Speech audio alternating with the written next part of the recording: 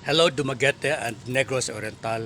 Mo share lang ko sa ako experience sa Bureau of Internal Revenue diri sa Dumaguete City. Murag it was a long journey, dako kog sacrifice, daghang headache, na murabag kulang na ko maghurumentado bitaw nga mag-express na kog akong disgust bitaw kalagot na ko sa BIR. So this is about kaning amnesty. Kani ba example akong parents namatay na tapos i-transfer ilang ownership sa ilang real estate sa ilang mayutag, kaptangan, balay para sa amo ang mga heirs nila sa makaanakan. So since namatay naman sila, mubayad mag taxes, gitawag na siya estate tax, nya na siya amnesty. Amnesty meaning katong namatay sila dugay na nya wa man namo nabayaran dayon ang taxes ato, tapos na ma interest na ma penalties. So kinahanglan nga bayaran na namo. So tungod sa amnesty sa panahon pa na ni President Duterte, gikuan siya murabag gi-cancel ta ng penalties and naray gamay computation nga sama mo gamay na ang balayran nga estate tax to encourage all of us taxpayers nga mobayad ito sa gamay rang bayad discounted na siya, pero at least makabayad ta so maka-generate og dakong revenue ang atong national government. So mga kuan na ni 6 years na ni siya, pero 2 years ago ga process ko, tapos balik taas ag pila kana bitang dito na kog alas 6, and then nakakuha ko number 32 priority number na ako. Tapos siguro mga alauna, alas 2 sapon, number 10 pang ilang deserve. Gisapot na ko kay medyo deadline na to, kay extend ba good. So deadline na to nagwala ko, gi-entertain ko, nuhay ko, pero murag nakaya ko na siguro sila pinalabi o na siguro sila kana bitang processors bitaw nga murag example ko na number 10 ko nagaunan ako number 9, so naka ako sunod nako nang number 9 day gaunan nako pulo day kabuk patay na yung gihandle, so di ko mahuman unya kung dili ra ba ka ma-serve anang the same day, I have to line up the following day for another set of numbers. So balik na pug number 1. So galisto jud ko ato. So wala na human. So pagkaugma ato ni balik na pug ko. First day ay like 8 o'clock once the BIR office opened. Tapos mo na to number 32 ko. And then pagsunod na kung adto na pud ako nag 6 o'clock na ako sa buntag. Taas-taas tong pila, tapos inosente ko, pila ra gud pud ko dito. Tapos nakadawat ko numbers 28 man siguro to. So pagsulod na ko araw-araw na siguro ni kay I'm 2 hours earlier than the office hours of the bitaw ng PIR. Tapos siguro maura gyapon, siguro mga alauna alas 2 number 10 bali layo ako, so wala ako, so ni give up ko for 2 years. Ni give up jud ko niko kapoy magananta mo bayad ganitong process for lisod-lisuron matas BIR. Daghan kay ko mga negative bitaw nga mga reactions nga unsa na BIR, mga tapulan, sa mga BIR, sa mga lead head nila diha, murag dili magitag paagi or gusto sila magpila. Imagine alas 6 mingaw-mingaw pa na or by 5:30 taas ng pila, tapos magtindog redes gawas. So, wala gani likuranan, wala gani guard nga murag watch over. What if na mga kawatan di, what if man na mga dunggab na mga adik na mabuang, what if na hold upper di, so lisod kayo. Kisa may protect natin, even the sitting down na ako po daan ako magpila po kay gana nakataas dugay, tapos pag human imunan ton basog duka na ka. So sunod na ko ang strategy is ni hire ko friend kay gibayran na ako sa 300 pesos to line up at around 4 to 5 o'clock. Unfortunately lang po niline up siya mag 5 o'clock. Medyo na ito kuan hayag-hayag na. So number 30 na po siya, kaya useless na, uli na lang po nagbayad ko niya. And then that was like 2 years ago or more than a year ago, until nag-deadline na atong June 15. So nakain ko nga I will give it my last chance na good nga murabag ang point ko na ko ato, I was like negative.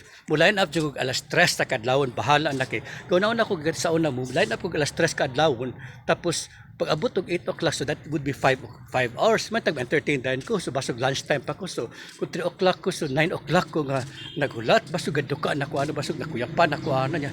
Basog di ta kakaon kay basog pulihan imong number ana bitaw. Wa jud ko kabalo. So ako ra gud ato nga I made a conclusion nga I really have to be there the earliest possible, which was 3 a.m. para makaingon jud ko nga murabag maka-vlog jud ko. Makaingon jud ko nga this is the result. Lisod gyud ay nana. So dato ko 3 o'clock wala ko natulog the night before. Tapos nami dito na basta pangkuan ko pang 6 man siguro ko, then mingaw kay ngit niya. Nakalami atong time although negative ako utok. It was like an experimentation bitaw for a conclusion nga lisod gyud ay ibayad, but at least I tried my best. So number 6 ko niya ang procedure dito ilista na nya pwede ra mi maglingkod-lingkod di mi pwede ato unta kog 7-Eleven di ko nako pwede kay basig na ko ning moabot nga mingon nga asa man ning number 6 is Charlie Garces ngano wala man ni dire basig kamo regalista dire dapat tambay ko dito so wala na line up dito na sa lista but kung naay mo challenge ba nga kisa man ning malista dito basig wala na dire kinahanglan jud kang naagid ka dito to prove nga naagid ka yun ato so nagulat ako dito nya makalingaw ra man kay istorya mis mga tao dito processors kana bitaw mga tig-process ng mga BIR payments yun ana itawag sila processors tapos lamig kay sila very friendly daghan kong nakatuna nila lamig kay sila accommodating so from 3 o'clock hangtod 8 o'clock 5 hours may istorya wala rin po ko na board lamig rin po ko nagduka at such time gitawag na Mr. Guard kay open na din sulod na gitagaan na mig official number na ginamo dito number 6 po negative ra gyapon ko ni kada wala ra gyapon ni medyo kuha na nagduka-duka na ko and then mga siguro mga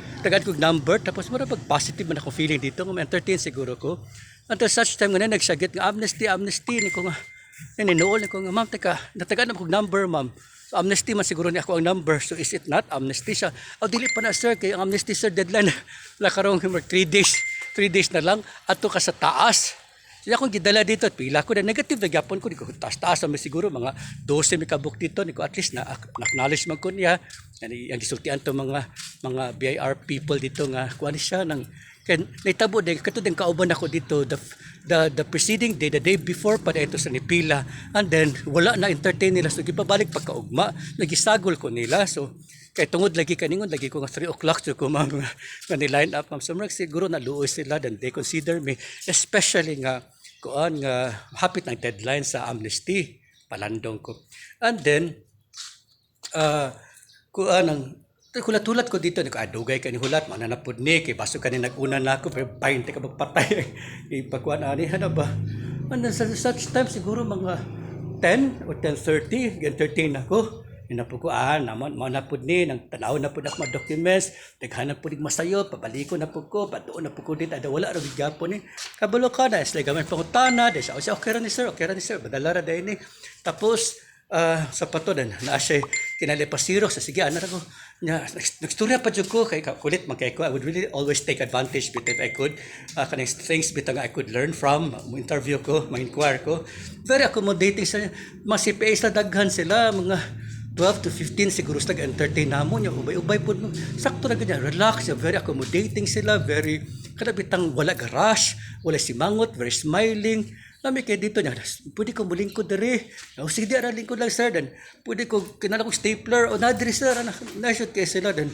ko nang naay problema sa akong documents mangutana sila sa uban okay ra na kinana ba so accommodating kanya basta pa-xerox, ako pa-fill out, tapos mingon pa sila nga, sir, ako nalipila na sir, kay kung mamatay din atong parents, kada atong parents, nga nasa T number sa BIR, kung mamatay sila, tagaan na po sila bagong T number for their death. So na po, so pila na po dito, para ka na, pila ko yawan dito, pila, kay it would take so much time and effort, bita sacrifice nga mo pila sa kuyawan siguro but yet they offered ako na pila sa dito niya wala ta lang sir hindi po ko sir nang kumusta na to sa basong nalimta siya wala pa niya hapit na to tawago na magkuha kuha niya sir pwede mo kaunsa ko sir kaya una na nasa ba kuha na kasi okay po kayo sila di papalik na ako sir hapit na kayo kuha na to hindi na ako hapit na so na to dahil kipa fill out kong form kipa xerox na tanan mga alas na human ko so that was 12 hours nga away ko din uli ko sa balay natulog ko tapos manan siya akong purpose nga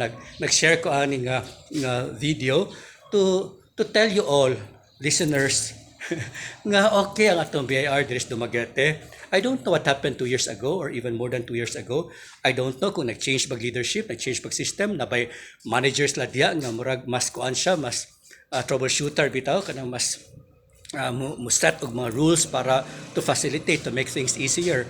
So bason na but my experience good nga ako magumrag hypothesis by tawag ana nga before I started my experimentation ako feeling bitaw nga I would have a conclusion bitaw nga negative guni manaway guni BIR then at least sa akong pagpanaway sa BIR na jud ka evidence nga ni kuan jud ko dito ni pila ko niya akong gi-document ni ga video ko tanan niya nga delete lang kana puno magud ko cellphone ko ni kay po ko nga no need man putong ipa-document jud kay no need of kana bitang very concrete nga evidence jud o resibo man tawag nila sa politics ani nga evidential matter sa accounting tungod kay ang akong conclusion, I thought nga it would be negative nga akong negative nga I thought nga I would end up negative gyud like the previous times nga niline up ko. I thought nga ma-prove na gid nako dito nga totally good documented with video nga negative gyud. But to my surprise and thanks to God nga it turned out to be very positive. So murag nag-paradigm shift ko ba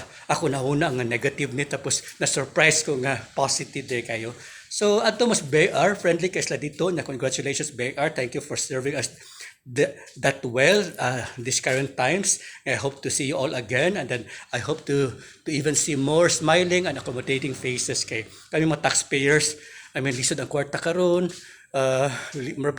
marabag pugong sa kwarta kung dili pwede mo bayad pero kung ganahan na gani mo bayad kay tungod kay law magana mo bayad ta at least man pud nga mura bitag kuan smooth sailing ang pagbayad. Kay basog tungod sa taas ka pila ko mo pa akong feeling sa una tungod sa kataas sa pila may nako nga ay di na lang ko mo padayon ani kay ibis mo bayad ta lisod-lisoron pa tas BR. O salamat kanya, congratulations BR tapos salamat for proving to me that my hypothesis is false. I thought you were not good performers from BR Dumaguete but you are really superior performance. Thank you very much. See you again. God bless.